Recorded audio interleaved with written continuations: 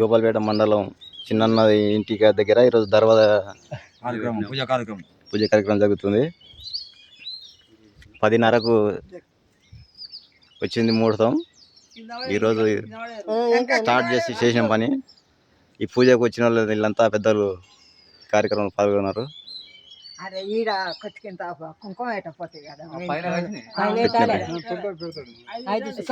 ఈరోజు ఫస్ట్ రోజు దర్వాజా నిలబెట్టినాం. రేపు నుంచి గొడవలు స్టార్ట్ అవుతాయి. ఈరోజు మేస్త్రీలు అందరు పనికి వెళ్ళిపోయినారు కాబట్టి పెండికి వెళ్ళిపోయినారు. రేపు నుంచి గొడవలు స్టార్ట్ అవుతాయి.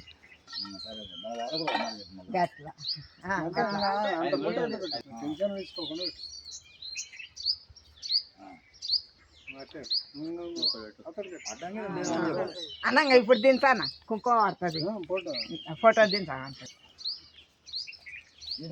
దర్వాజా కార్యక్రమం పూర్తి అయ్యింది. రేపు నుండి గొడవలు స్టార్ట్ అవుతాయి. ఈరోజు జరిగిన కార్యక్రమం ఇది.